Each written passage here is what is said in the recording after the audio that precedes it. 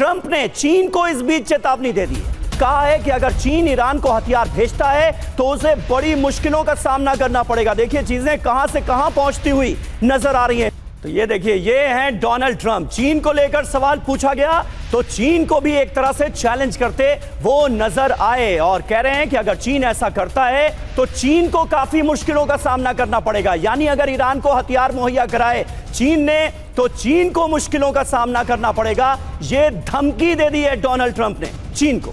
बिल्कुल, तो Donald Trump चीन को धमकाते हुए नजर आ रहे हैं। एक और बड़ी खबर आ रही है, ईरानी सरकारी मीडिया का बहुत बड़ा दावा, अमेरिकी लालच की वजह से वार्ता टूटी। ईरानी सरकारी मीडिया की तरफ से आधिकारिक तौर पर यह कहा गया अमेरिकी लालच है इसके लिए जिम्मेदार। यूएस की गलत मांगों की वजह से समझौता हो नहीं पाया है। और इससे पहले हमने आपको दिखाया था, बताया था कि कैसे ईरान में भी लीबिया मॉडल की तर्ज पर ही समझौता अमेरिका करना चाहता था, यानी पूर्ण तौर पर सरेंडर। चाहे वो हथियार हो, परमाणु कार्यक्रम हो, सब कुछ चाहता था अमेरिका कि वो ईरान सोच दे, यानी व्यवहारिक ही नहीं थी, व्यवहारिक ही नहीं थी जो शर्तें लगाई गई। अभिषेक श्रीवास्तव जी, ये तो अब ईरानी सरकारी मीडिया की तरफ से भी कह दिया गया है कि अमेरिका का जो रुख था वही जिम्मेदार है कि जो बातचीत फेल हुई है। तो फिर आखिरकार जो अमेरिकी डेलीगेशन आया था यहां पर, वो क्या करने आया था? अगर, क्योंकि हमने सुना जेडी वांस तो बोले थे जो बेस्ट ऑफर था वो हमने दिया, लेकिन ईरानी मीडिया कुछ और बोल रहा है। नहीं, देखिए यहां पर जो हिजबुल्लाह, हमास और हौती जो 3H हैं, जो उनके इस्लामिक रेजिस्टेंस ग्रुप हैं, क्या उसके ऊपर ईरान ये जवाबदेही लेने को तैयार है कि वो हमला नहीं करेगी? पहली बात। दूसरी बात ये कि जो ईरान के न्यूक्लियर प्रोग्राम चल रहे हैं, जो 60% इनरिचमेंट हो गया है, तो क्या ईरान के पास जब इस तरह के हथियार होंगे और जो ईरान के तरफ से जो नारे लगते हैं डेथ टू इजराइल, अभी जो पाकिस्तानी जो पत्रकार या जो विशेषज्ञ बैठे हुए हैं उन्होंने इजराइल को टेररिस्ट स्टेट कहा, क्या वो कहेंगे कि हिजबुल्लाह हमास जो है वो टेररिस्ट ऑर्गेनाइजेशन है जो उस रीजन में एक जो अस्थिरता है उसका जड़ है? देखिए, एक देश को इस तरह से टेररिस्ट कह देना, और दूसरी बात कि सिर्फ और सिर्फ इस वार्ता को टूटने के लिए अमेरिका जिम्मेदार है। अभिषेक जी, जो पाकिस्तान है वो एज अ कंट्री इजराइल को आज भी मान्यता देता ही नहीं है। वो देश जो कि इस युद्ध का एक पक्ष रहा है बीते 40 दिनों में। बिल्कुल, और ये देखिए, अब जो ये वार्ता शुरू हुई थी तभी से ये दिख रहा था कि ये वार्ता त्रिकोणीय बन रही है, जिसमें अमेरिका और ईरान तो बैठ रहे हैं लेकिन इजराइल की सहमति नहीं थी कई सारे मुद्दों पर। और इजराइल की जो लॉबी है, देखिए एक बड़े इंटरनेशनल रिलेशन के स्कॉलर हैं जॉन मेयरसाइमर, उनकी एक बड़ी अच्छी बुक है Israeli lobby in US foreign policy. तो वो भी देखना होगा कि इजराइल के इंटरेस्ट को सर्व कर रहे थे या नहीं कर रहे थे। देखिए, टारगेट जो है वो प्राइमरी टारगेट तो इजराइल है ना उस रीजन में, अमेरिका तक तो टारगेट जाएगा नहीं, तो इजराइल को प्रोटेक्ट करना भी अमेरिका की जिम्मेदारी है वहां पर। और अगर ईरान के पास, जिसके पिछले 40 साल से यही एजेंडा है कि वो डेथ टू इजराइल करे, तो वहां पर ईरान के पास अगर इस तरह के हथियार होंगे, न्यूक्लियर हथियार होंगे, तो वो कभी भी इजराइल के लिए खतरा बन सकता है। जी बिल्कुल। जहांगीर साहब, इस स्थिति को जरा क्लियर कीजिए, आप स्ट्रेटेजिक अफेयर्स के एक्सपर्ट हैं। पाकिस्तान की स्ट्रेटजी है क्या? एक तरफ आप इजराइल को टेरर स्टेट कह रहे हैं, उसके अस्तित्व को मानने के लिए तैयार नहीं है, मध्यस्थता करने के लिए आप बेताब नजर आते हैं। आप ये बताने की कोशिश करते हैं दुनिया को कि आप अमेरिका के तो साथ हैं लेकिन इजराइल के साथ नहीं हैं। ये कैसे हो सकता है? अमेरिका और इजराइल मिलकर ही तो जंग लड़ रहे हैं ईरान के खिलाफ इतने दिनों से। देखिए सर, मैं एक बात क्लियर कर दूं कि पाकिस्तान का पहले दिन से मौक़िफ़ ये रहा है कि जो इजराइल है वो ऑक्युपाइड स्टेट है।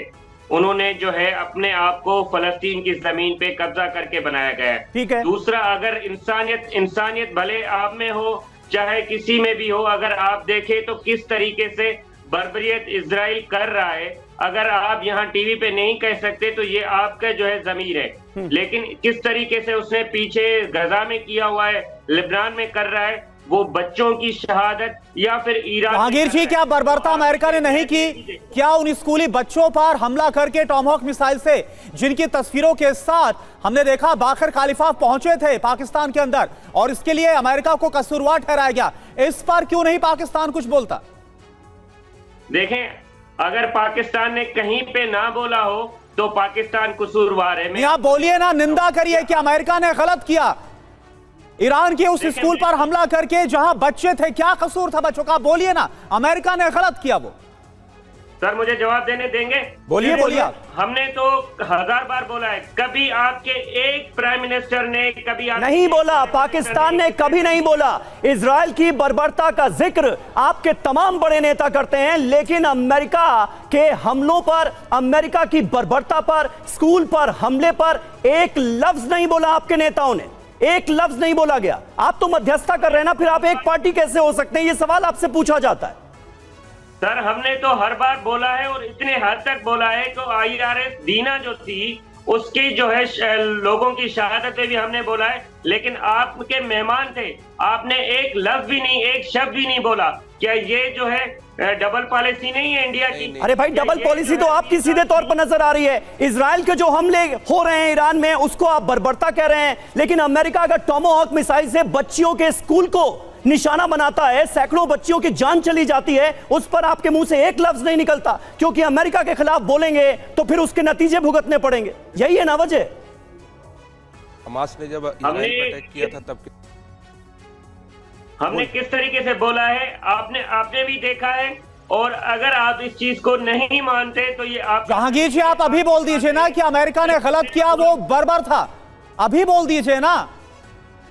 जो अमेरिका ने कर रहा है या इजराइल कर रहा है, दोनों बर्बरियत कर रहे हैं। मैं बोल रहा हूं अगर आप भी बोल दे यहाँ से तो वो बड़ा बेहतर हो जाएगा बच्चों के लिए।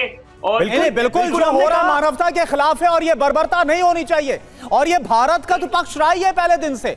भारत ने हर स्तर पर, चाहे ईरान हो, इजराइल हो, अमेरिका से जो बात रखी है वो यही रखी है कि शांति होनी चाहिए। जो हो रहा है वो गलत है, वो नहीं होना चाहिए। तो लगातार हम फर्स्ट डे से ये हमारी तरफ से कहा गया। समीर बिल्कुल, और भारत ने, हमास ने जो अटैक किया था इजराइल के ऊपर, शायद आप भूल गए होंगे, 7 अक्टूबर 2023 को उसकी भी उतनी ही निंदा की थी, उसे भी आतंकी हमला माना था। शायद वो आप ना मान पाए, क्योंकि आपको एक तरफ की बर्बरता तो दिखाई देती है, लेकिन दूसरी तरफ की बर्बरता पर आप आंखें बंद कर लेते हैं। यह भी एक हकीकत है और इससे भी दुनिया देख रही है, इससे आप बच नहीं पाएंगे।